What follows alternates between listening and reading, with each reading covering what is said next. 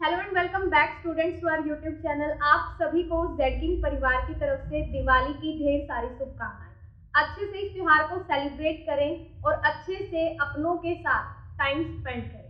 तो आज की इस वीडियो के अंदर स्टूडेंट्स हम लोग डिस्कस करेंगे process flow of IoT application. आप सब जानते हैं हम सेकंड चैप्टर कर रहे हैं आईओटी का, जिसके दो टॉपिक हमारे रहते हैं, आईओटी का फ्लो और साथ में आईओटी के कुछ हार्डवेयर, नेटवर्क के हार्डवेयर कंपोनेंट्स हैं वो। तो आज की इस वीडियो में स्टूडेंट्स हम लोग डिस्कस करेंगे process flow of IoT application. तो बिना किसी देरी के शुरू करते हैं आज का टॉपिक। तो देखिए आज का टॉपिक है हमारा the process flow of an IoT application. Process flow of IoT application का मीनिंग क्या है? आईओटी के अंदर डेटा के फ्लो की प्रोसेस क्या होती है। डेटा कलेक्ट होता है, एक्सचेंज होता है, एनालाइज किया जाता है, उसकी फ्लो क्या रहता है। तो सबसे पहले आपको आईओटी का पता होना चाहिए। आप सब जानते हो आईओटी क्या करती है, आईओटी का मीनिंग क्या होता है। आईओटी के अंदर इंटरनेट की हेल्प से डिवाइसेस को, सेंसर्स को एक दूसरे से कनेक्ट किया जाता है, डेटा लिया जाता है, भेजा जाता है, एक्सचेंज किया जाता है। वो सारी वर्किंग इसके अंदर हम लोग डिस्कस करेंगे। तो देखिए The Internet of Things यानी IoT is a technology। IoT एक ऐसी टेक्नोलॉजी है that connect devices and sensors to the internet, जो क्या करती है, डिवाइसेस को, सेंसर्स को किसके साथ कनेक्ट करती है, इंटरनेट के साथ कनेक्ट करती है।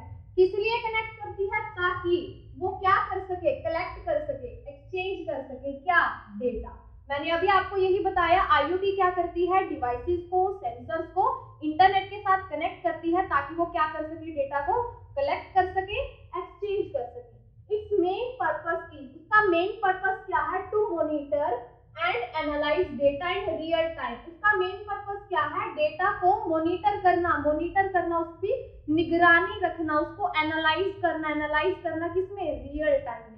क्योंकि डिसीजन मेकिंग कब होगी? जब डेटा को एनालाइज किया जाएगा कि कितना डेटा काम का है, कितना डेटा एक्स्ट्रा है, फालतू है, जिसका हमें कोई यूज नहीं है।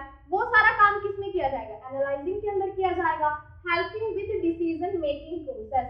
मैंने ये चीज बताई आपको कि डेटा की एनालाइजिंग क्यों की जाती है, ताकि डिसीजन मेकिंग की जा सके। क्योंकि सेंसर्स तो हर तरह का डाटा सेंस करेगा, लेकिन उसमें से हमारे काम का कितना है वो हमें एनालाइज के बाद पता चलेगा। तो प्रोसेस फ्लो क्या होती है आईओटी एप्लीकेशन की? वर्क फ्लो ये रहता है आईओटी के अंदर डेटा का। सबसे पहले डेटा कलेक्शन, सबसे पहला जो काम होता है वो होता है डेटा को कलेक्ट करना। और आप सब जानते हो डेटा कलेक्ट करने का काम कौन करते हैं? Sensor. Sensor gather data and transmit it. Sensor क्या करेंगे? डेटा को गैदर करेंगे। ट्रांसमिट का मतलब क्या? उसको आगे ट्रांसमिट कर देंगे, आगे भेज देंगे। और हमें वर्किंग अच्छे से पता है, सेंसर ने डेटा सेंस किया, माइक्रो कंट्रोलर के पास भेजा, माइक्रो कंट्रोलर के अंदर होती है सारी एनालाइज करना है, डिसीजन क्या लेना है, कमांड दी फिर एक्चुएटर को, एक्चुएटर फिर जो भी एक्शन परफॉर्म करना है एक्चुएटर करेगा। तो सेंसर्स ने क्या किया? गैदर कर लिया डेटा को, ट्रांसमिट कर दिया। उसके बाद डेटा ट्रांसमिशन, सेंसर ने डेटा ट्रांसमिट किया, फिर डेटा ट्रांसमिशन क्या करेगा? The data is send to the cloud platform. Data कहां पर भेज दिया जाएगा? क्लाउड प्लेटफॉर्म पर। किसकी हेल्प से? कम्युनिकेशन मीडियम की हेल्प से। डेटा को क्लाउड के ऊपर भेज दिया जाएगा। हमने कितने सारे कम्युनिकेशन मीडियम किए, कम्युनिकेशन का कोई भी मीडियम की हेल्प से उसको क्लाउड प्लेटफॉर्म के ऊपर भेज दिया जाएगा।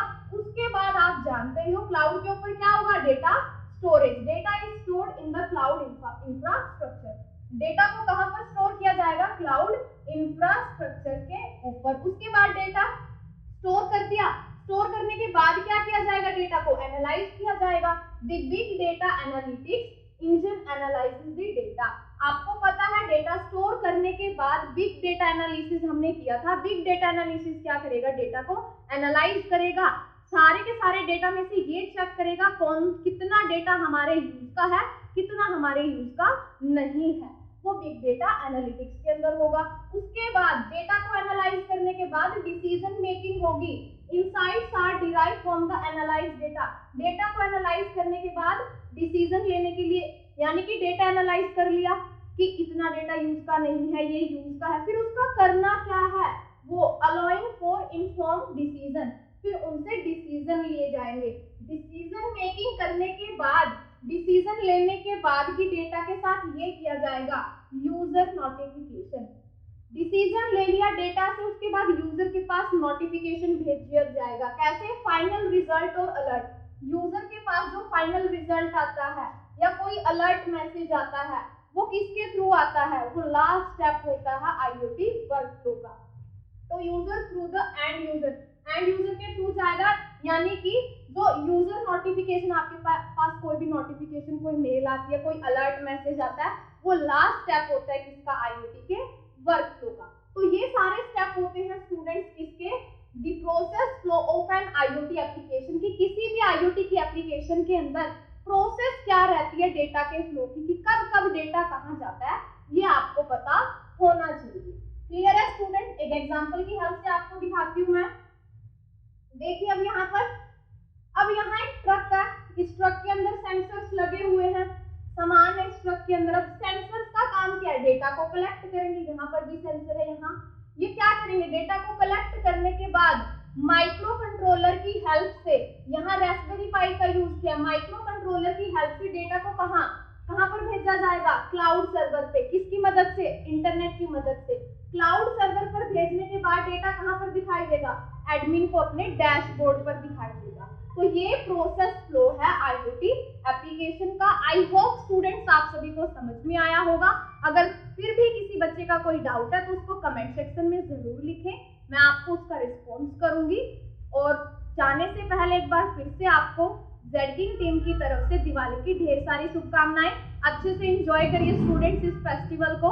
All the very best. Thank you so much.